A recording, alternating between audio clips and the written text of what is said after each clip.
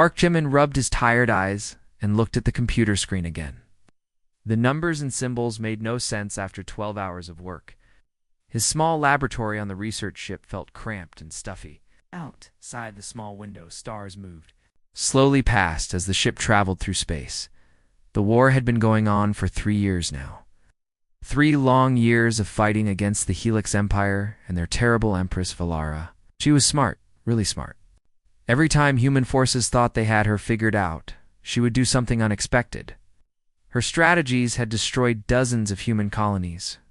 Millions of people had died because of her decisions. Jimin was a xenobiologist. His job was to study alien life and technology. The military brought him pieces of Helix weapons and computers, and he tried to understand how they worked. Maybe if humans could understand their technology better, they could finally win this war. Tonight was different, though. The intelligence team had managed to hack into a Helix communication system for a few minutes before being discovered. They recorded everything they could see, including footage from inside some Helix ships. Most of it was useless military information. But Jimin's job was to look at everything. He was watching a recording from what looked like the Empress's personal rooms. The camera showed a large space with strange alien furniture and glowing panels on the walls. Everything looked cold and metallic like most Helix technology. But then something caught his attention. On a desk in the corner, there was a small object that looked out of place. It was flat and rectangular, not glowing like everything else in the room. Jimin zoomed in on the image. His heart started beating faster. It looked like a photograph. More specifically, it looked like a page from a book. The image was blurry, so Jimin used the computer to make it clearer. As the pixels adjusted and the image became sharp, Jimin's mouth fell open. He was looking at a page from a yearbook. Not just any yearbook, but one he recognized immediately. The header at the top of the page said Busan Central High School Class of 2019 in Korean characters. Jimin's hands started shaking. He had graduated from Busan Central High School in 2019. This was his yearbook. But why would the most dangerous alien in the galaxy have a page from his high school yearbook in her private room? He looked closer at the photographs on the page. There were dozens of student pictures arranged in neat rows. Each picture had a name written underneath in Korean. Jimin recognized many of the faces. These were his classmates, people he had grown up with. But one face made him feel sick to his stomach. Third row, second picture from the left. It's a pretty girl with long black hair and intelligent eyes. Under her picture, the name Red Choi Minji. Min remembered her clearly now. Minji had been a transfer student who joined their class in the final year. She was quiet and smart, maybe too smart. She always got perfect scores on tests without seeming to study much. The teachers liked her because she never caused trouble, but something about her had always felt strange. She asked weird questions sometimes. During history class, she wanted to know why humans fought so many wars.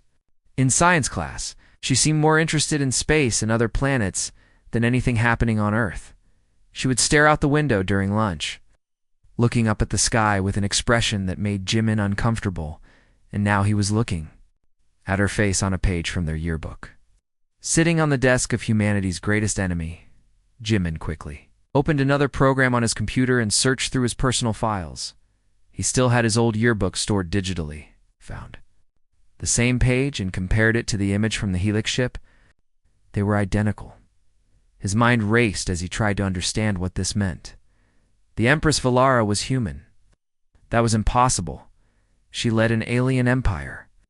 She commanded technology that was hundreds of years ahead of anything humans had built. She had been fighting against humanity for 3 years. But the evidence was right there on his screen.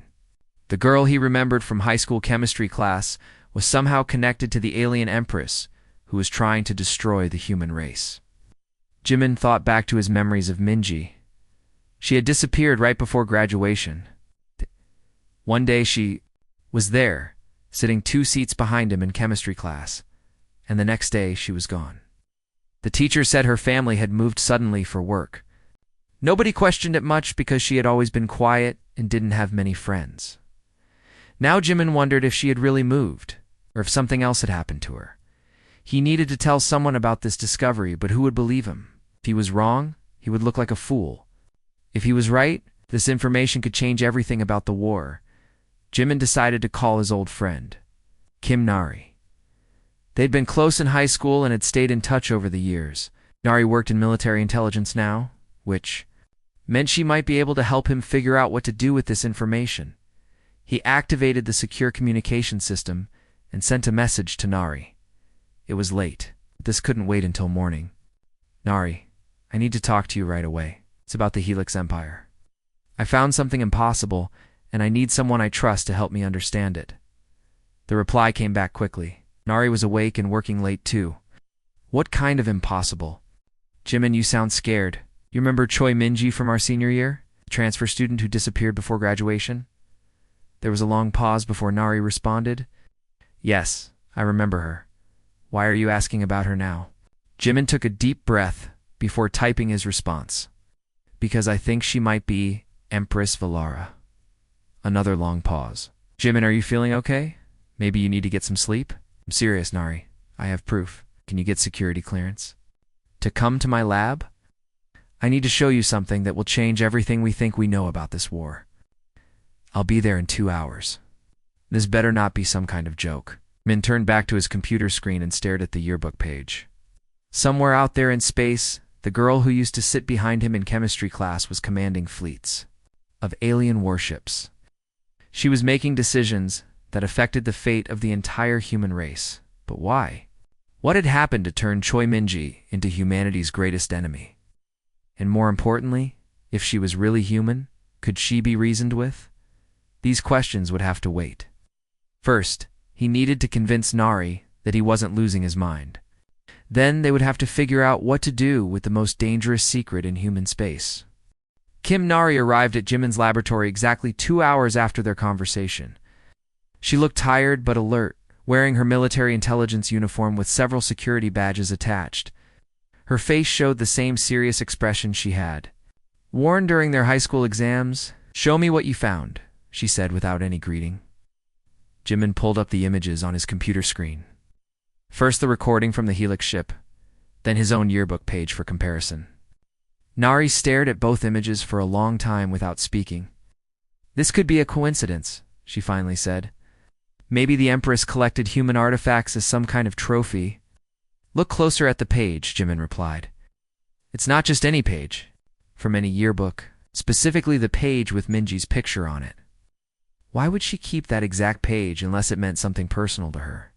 Nari leaned forward and studied the images more carefully. Her expression slowly changed from doubt to concern. Remember Minji being strange, she admitted. She always seemed to know things she shouldn't know, and those questions she asked in class were weird. Remember when she asked our history teacher why humans always fought over territory instead of sharing resources? And she never talked about her family or where she came from before, Jimin added. Every time someone asked her about her past, she would change the subject. Nari was quiet for several minutes, thinking hard about the implications. If you're right about this, we need help from someone with higher security clearance, she said. I know a researcher at the Galactic Defense Institute, Dr. Yang Seogajin. He might be able to access records that we can't see. Can we trust him? Jimin asked. He's a good man. If this is real, he needs to know about it. The next morning, Nari arranged a meeting with Dr. Yang at a secure facility in Seoul. Yang was an older man with gray hair and tired eyes. He had been studying alien technology since the war began, and the stress was showing on his face. This is an extraordinary claim, Yang said after reviewing Jimin's evidence. But I've learned not to dismiss extraordinary claims too quickly. In this war, Yang sat down at a computer terminal and began typing commands. His security clearance allowed him access to databases that most people never knew existed. I'm going to search for any records related to Choi Minji, he explained. If she was really just a normal transfer student, there should be a complete paper trail. The search results appeared on the screen. There were records showing Minji's enrollment at Busan Central High School, her grades, and her attendance. Yang frowned as he looked deeper into the files. This is interesting. He said, all of her documentation appears perfect on the surface. But when I check the sources, things don't add up. Showed them what he meant. Minji's previous school records came from a school in Daegu, but when Yang contacted that school, had no record of ever having a student named Choi Minji. Her family's address was listed as an apartment building that had been torn down 2 years before she supposedly lived there. Her entire identity was fabricated, Yang said. It was done by someone with access to very sophisticated resources. Could aliens have done this? Nari asked. Possibly. But it would require detailed knowledge of human bureaucracy and record-keeping systems. The kind of knowledge that would take years to acquire. Yang continued searching through classified databases. What he found next made all three of them very uncomfortable. Mingi wasn't the only one, Yang said quietly, finding similar patterns. With other missing students from schools all over the world, he showed them a list of names and photographs. Students from different countries, different backgrounds, but all with the same characteristics. They were all exceptionally intelligent. They all had mysterious backgrounds that didn't check out when investigated closely, and they all disappeared. Around age 17 or 18? This has been happening for decades, Yang continued. I'm seeing cases going back 50 years. Brilliant students with fake identities who vanish without explanation. What happened to them all? Jimin asked. Don't know, but I'm going to find out. Over the next few days, Yang worked with Nari and Jimin to investigate the pattern more thoroughly. They discovered that the missing students had all demonstrated unusual abilities. Some were exceptional at mathematics, others showed remarkable understanding of complex systems, and many had an almost supernatural ability to predict patterns in data. Minji definitely fit this profile, Nari remembered. She could solve math problems in ways that none of our teachers understood. She would look at an equation and somehow know the answer without showing her work. Yang made another disturbing discovery. Government officials who had been involved in investigating these disappearances over the years had all been transferred to different jobs or had their access to relevant files revoked. Someone with significant power was working too. Keep this information hidden. We're dealing with a conspiracy that goes very deep, Yang explained.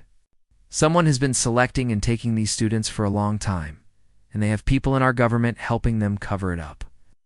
The breakthrough came when Yang found an old encrypted file hidden in military archives that were scheduled to be deleted. The file was damaged and most of it was unreadable, but one section remained intact. Project Synthesis, Yang read aloud. Collaboration with Extrasolar Educational Initiative. Selected subjects show high integration success rates with advanced neural enhancement protocols. Neural enhancement? Jimin asked. That sounds like they were experimenting on these students, or transforming them somehow, Nari added. Yang's face was pale as he continued reading the fragments of information he could recover. According to this, the project involved cooperation between a secret Earth organization and something called the Synthesis Council. The goal was to create hybrid leaders who could serve as bridges between different species. So Minji was taken by aliens and transformed? Jimin asked. It looks that way. But the question is, why she turned against humanity instead of helping us? Before Yang could search for more information, alarms started sounding throughout the facility. Emergency lights flashed red, and a computerized voice announced that the building was under lockdown due to a security breach. Someone knows we're investigating this, Yang said urgently. We need to leave now and continue our research somewhere else. As they gathered their files and prepared to evacuate, Jimin couldn't help but think about his memories of Minji. She had seemed lonely in high school, like she didn't quite fit in with the other students. Had she known what was going to happen to her? Had she been trying to connect with her human classmates one last time before her transformation? And if she really had become Empress Valara, what had gone wrong during her transformation that turned her into humanity's enemy instead of their protector? These questions became more urgent as security forces surrounded their building and demanded that they surrender all their research materials. 3 days after escaping the government facility, Jimin, Nari, and Yang met in a small apartment that belonged to one of Nari's contacts. They had been forced to abandon most of their research, but Yang had managed to save some files on a portable drive before the security forces arrived. Hey, we need military help, Nari said. Someone with combat experience who can understand what we're really dealing with. She contacted Li Hunhua, a space marine who had fought against Empress Valara's forces multiple times. Hunhua was known for his tactical intelligence and his ability to survive battles that killed most other soldiers. More importantly, Nari trusted him completely. Hunwoo arrived at their meeting place wearing civilian clothes, but his posture and alert eyes showed his military training. He listened carefully as they explained their discoveries about Minji and the missing students. "I've fought the Empress directly," Hunwoo said when they finished. "Her strategies aren't just smart by alien standards. She understands exactly how human soldiers think and react. She knows our weaknesses better than we know them ourselves." "What do you mean?" Yang asked. "In our last battle, she predicted every move my unit would make. She knew we would try to flank her ships from the left side before we even decided to do it. She understood our training methods, our psychological patterns, everything about how humans approach combat." Hunwoo paused and looked directly at Jimin. "She really is your classmate? That would explain a lot. She's not just fighting against humans. She's fighting against people she used to know personally." "But why?" Jimin asked. "What could have happened to make her hate her own species?" Hunwoo used his military contacts to access classified archives that even Yang couldn't reach. They found in these secret files was more disturbing than anything they had discovered before. The complete project synthesis records revealed the full scope of the operation. For over 1,000 years, an organization called the Synthesis Council had been selecting young beings from different species across the galaxy. These individuals were transformed using advanced technology that enhanced their intelligence and gave them extended lifespans. "The process isn't just physical," Yang explained as he read through the technical documents. "It fundamentally changes how the subjects think and perceive reality. They retain their original memories and personalities, but they gain access to knowledge and perspectives from multiple species. The purpose of the program had originally been peaceful.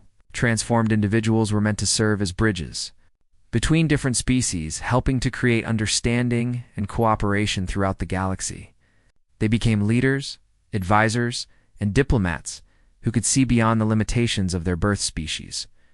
But something went wrong with the recent generations," Nari observed, pointing to a section of the report.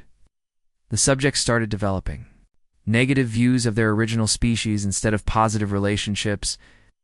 The files revealed that Minji had been selected for transformation when she was 16 years old. The selection process had taken months of careful observation.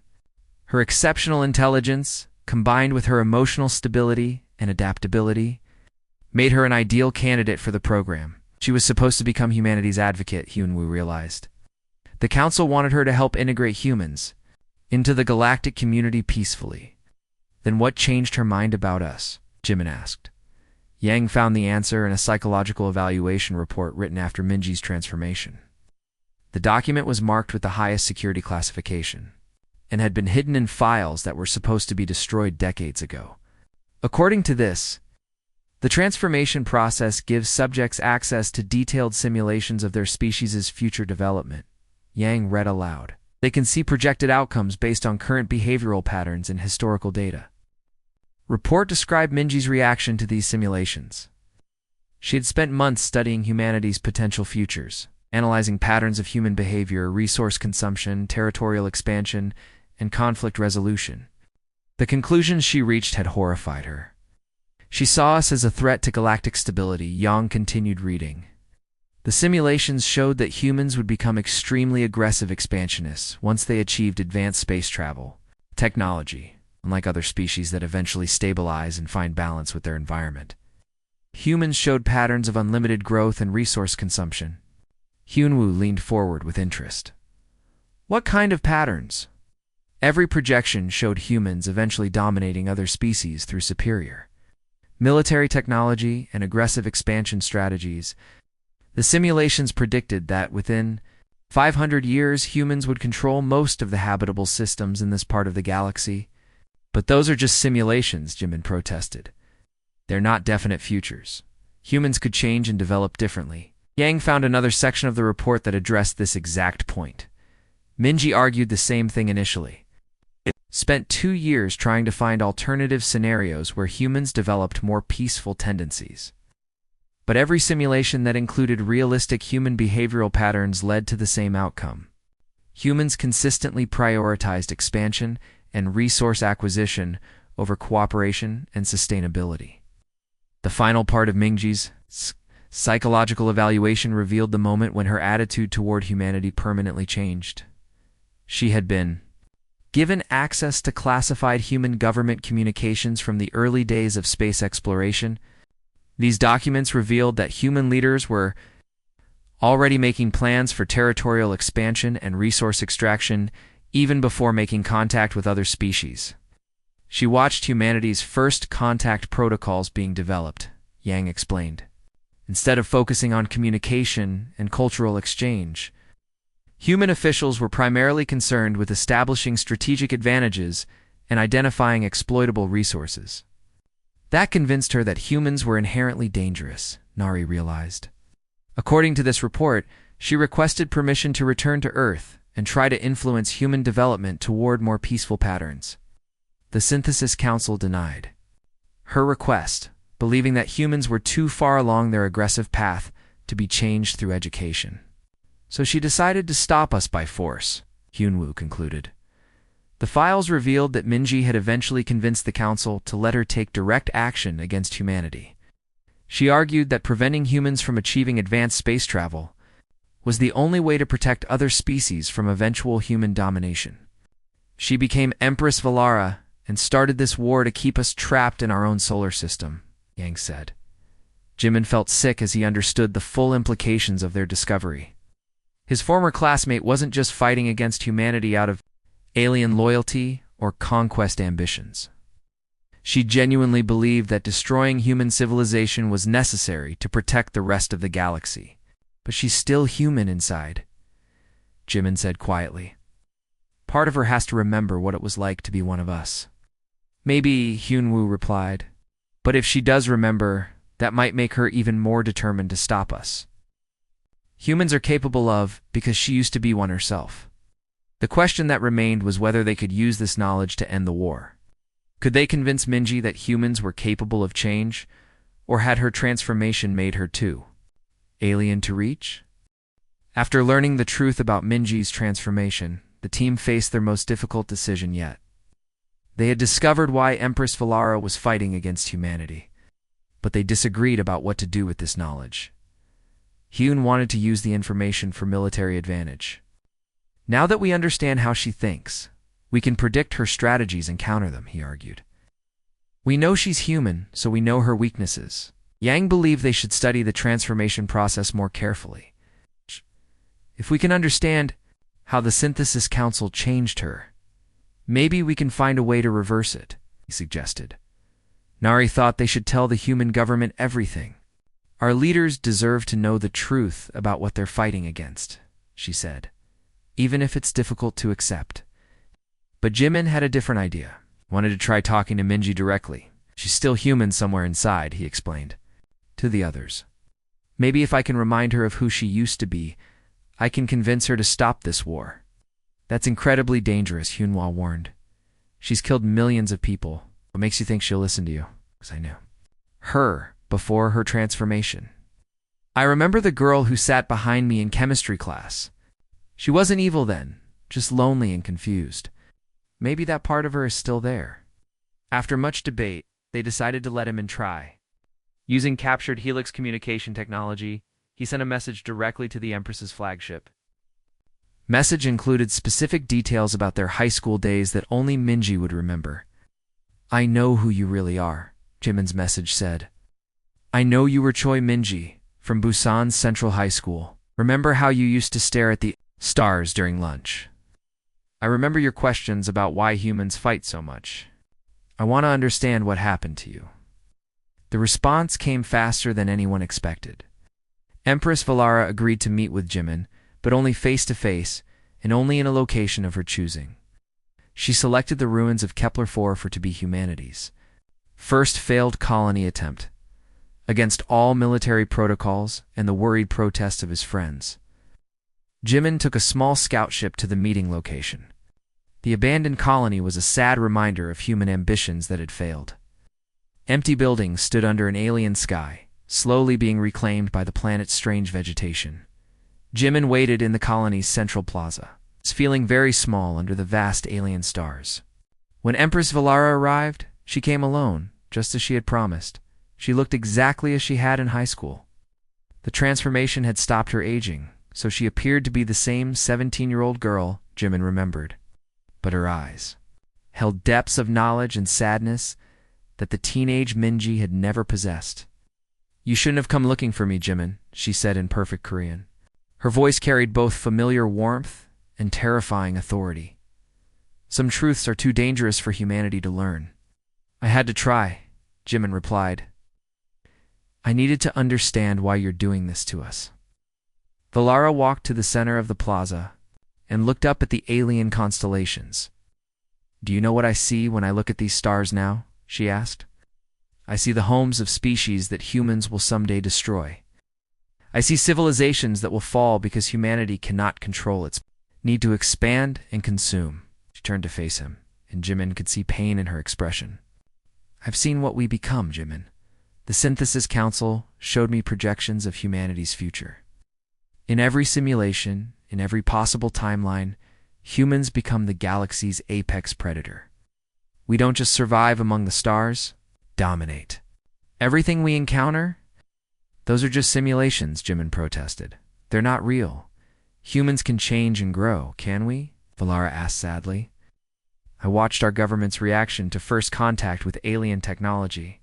Before we even knew if other species were friendly or hostile, our leaders were already making plans for conquest and resource extraction. Even faced with the wonder of galactic civilization, humanity's first instinct was to figure out how to take advantage of it."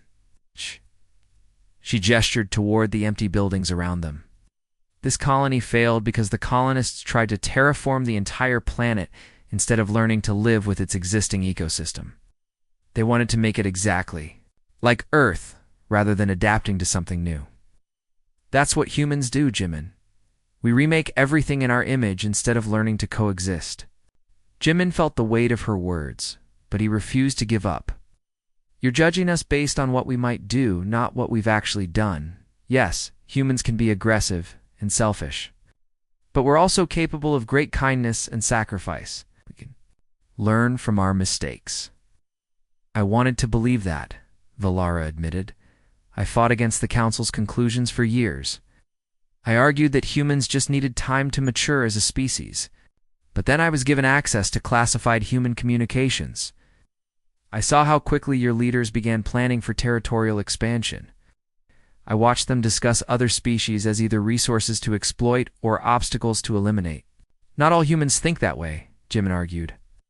"There are many of us who want peace and cooperation." "I know," Valara said softly. "I remember being one of them.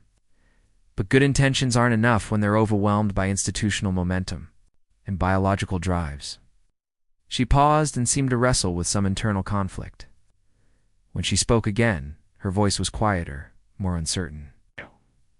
"I've been fighting this war for 3 years, and every victory feels like a betrayal of who I used to be.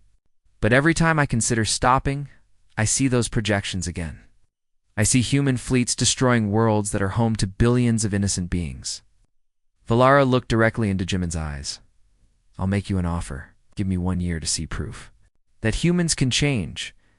Show me that your species can establish colonies without destroying local ecosystems. Demonstrate that you can interact with other species as equals rather than conquerors. If you can do that, I'll end this war and advocate for humanity's integration into the galactic community. And if we can't," Jimin asked, "then I'll resume my campaign with the full support of the Synthesis Council, and humanity will never reach the stars." Jimin returned to Earth with a heavy heart and an impossible mission. He had 1 year to prove that humanity could change its fundamental nature, but he couldn't tell anyone the real reason why. If people knew they were being tested, their actions wouldn't be genuine. He called a meeting with Nari Yang and Hyunwoo in the same safe apartment where they had first discovered the truth about Project Synthesis. When he told them about his conversation with Valara, their reactions were mixed. Ow. "Giving us a chance," Nari said hopefully. "That's more than we could have expected." "It's also an impossible test," Hyunwoo replied grimly. "How do you change the behavior of an entire species in just 1 year?" Yang was more practical. We need to focus on the areas where we can have the most impact. Colonial policies first. Contact protocols, resource management practices. If we can create visible changes in these areas, maybe it will be enough. They decided to form a secret organization dedicated to promoting sustainable and peaceful human expansion. They called it the Terra Synthesis Initiative, officially focused on studying alien technology and culture. In reality, their goal was to subtly guide humanity toward the wisdom and restraint that Valara needed to see. The work was frustrating and slow. Military leaders pushed for aggressive expansion to counter the Helix threat. Corporate interests demanded faster resource extraction from new worlds to fund the war effort. Politicians wanted quick victories to maintain public support, but the team found ways to make progress. Yunhua used his military connections to introduce new training protocols that emphasized proportional response and cultural preservation. He convinced commanders that these approaches would provide better long-term strategic advantages. Yang's research into captured alien technology revealed that many species possessed capabilities that could benefit humanity through cooperation, rather than conquest. He published papers showing that peaceful trade relationships would be more profitable than territorial expansion.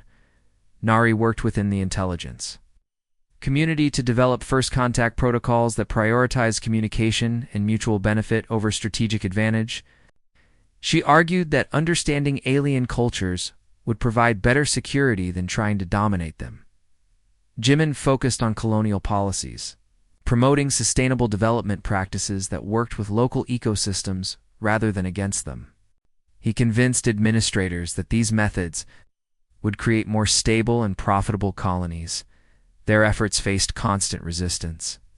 Every small victory was followed by setbacks, as older, more aggressive policies reasserted themselves.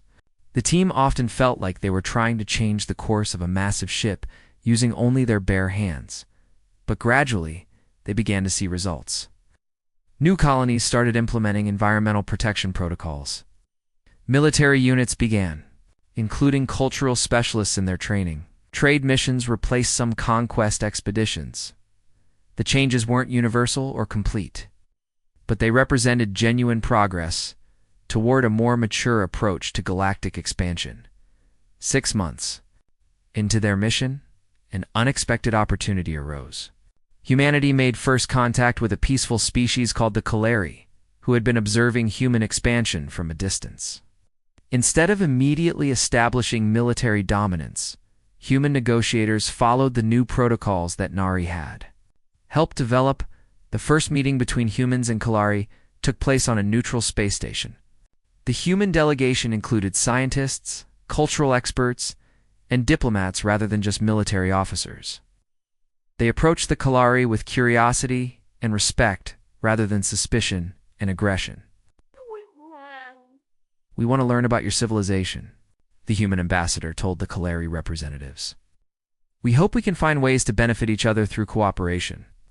The Kalari were surprised by this approach. They'd expected humans to make territorial demands or threats based on their observations of human behavior.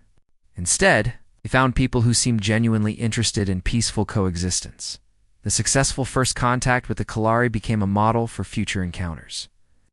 News of the peaceful meeting spread throughout human space, changing public attitudes about how humanity should interact with alien species. Maybe we're not doomed to be conquerors, Jimin thought as he watched reports of human Kalari cultural exchanges. Maybe we really can learn to be better. But he knew that one successful first contact wasn't enough to satisfy Valara's test. She would be looking for systemic changes in human behavior, not just isolated examples of peaceful interaction. As the year progressed, more changes became visible. Environmental protection became a standard part of colonial planning. Academies began teaching courses on interspecies diplomacy. Corporate policies started including sustainability requirements for off-world operations. The transformation wasn't complete. It wasn't happening fast enough for some people's liking. Many humans still advocated for aggressive expansion and resource exploitation. But the seeds of change had been planted, and they were beginning to grow. With 3 months left in Valara's deadline, the men realized that the test wasn't just about changing humanity's behavior. It was also about changing his own perspective and that of his team. They had learned to see their species from an outside viewpoint, understanding both humanity's potential for greatness and its capacity for destruction. "We're not the same people we were a year ago," Nari observed during one of their meetings. "Working to change humanity has changed us too." Jimin knew she was right. The process of trying to guide their species toward wisdom had forced them to confront uncomfortable truths about human nature while also discovering reasons for hope. As the final deadline approached, Jimin prepared to return to Kepler-4 to B4. His second meeting with Valara, he had evidence of the changes humanity had made. But he wasn't sure if it would be enough to satisfy her requirements. The fate of both species now depended on whether a former elite school classmate would judge their progress sufficient to warrant survival. 1 year after their first meeting, Jimin returned to the ruins of Kepler-4 for 2b. The abandoned colony looked the same as before, but he felt like a different person. The year of working to change humanity's future had changed him as well. Valara was waiting for him in the same central plaza where they had met before. She still looked exactly like the teenage Mingi from their high school days, but her expression was more thoughtful and less certain than it had been during their first encounter. "You came back," she said as he approached. "I promised I would," Jimin replied, "and I have things to show you." He activated a portable display device and began presenting the evidence he had gathered over the past year.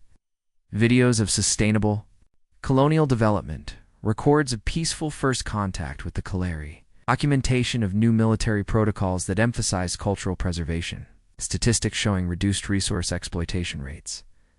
Valara watched everything carefully, without interrupting. When Jimin finished his presentation, she was quiet for several minutes. "These changes are impressive," she finally said, "but they represent a small percentage of human activity. Most of your species still follows the old patterns of expansion and consumption. Change takes time," Jimin argued.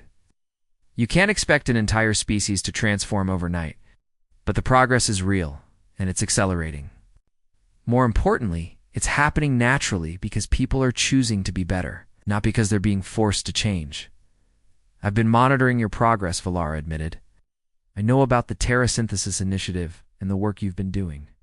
I also know that you never told anyone the real reason for these changes." Jimin was surprised. "You've been watching us?" "Of course. The test wasn't just about whether humans could change, but about whether they would choose to change when given the opportunity. And you personally have demonstrated something I didn't expect to see." "What do you mean?" Valara walked closer to him, and for a moment she looked more like the confused teenager he remembered from high school than the terrifying alien Empress. "You've grown, Jimin. The person I knew in school would have argued that humans had the right to expand however they wanted, regardless of the consequences.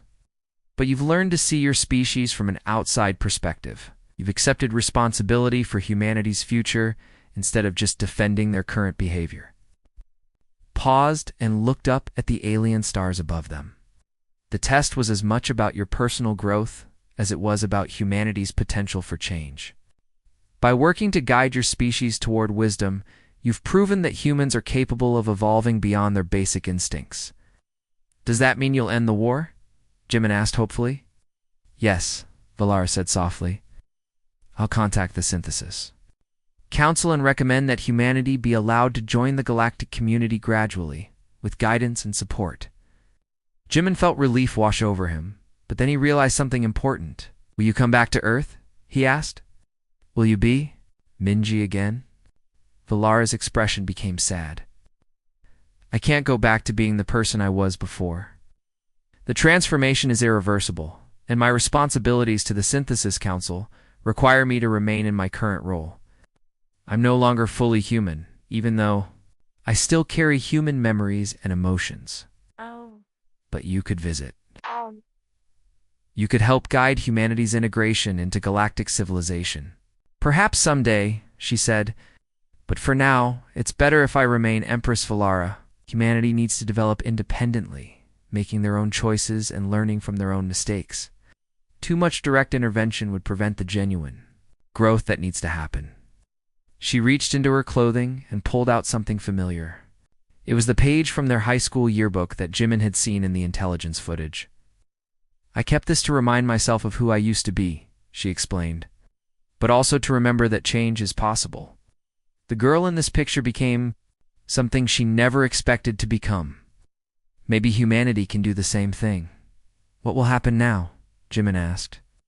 "I'll announce a ceasefire and begin negotiations for a permanent peace treaty. Publicly, I'll claim that the Helix Empire has achieved its strategic objectives and no longer considers humanity a direct threat. The real reasons will remain secret, and the Synthesis Council will continue their work with other species, but they'll leave humanity alone for now. You've earned the right to develop at your own pace, with minimal interference." As their meeting ended, Valara made one final request. "Continue the work you've been doing," she said. "The Terra Synthesis Initiative needs to keep promoting sustainable and peaceful expansion. Humanity still has a long way to go before they're truly ready for full galactic citizenship." "I will," Jimin promised. "We all will." 2 weeks later, Empress Valara announced an end to hostilities between the Helix Empire and humanity. The news was met with celebration throughout human space. Though no one understood why their enemy had suddenly decided to make peace, Jimin returned to his work as a xenobiologist, but now his research had a different focus. Instead of studying alien technology for military advantage, he worked to understand how different species could cooperate and learn from each other. The Terra Synthesis Initiative continued operating, now with official government support.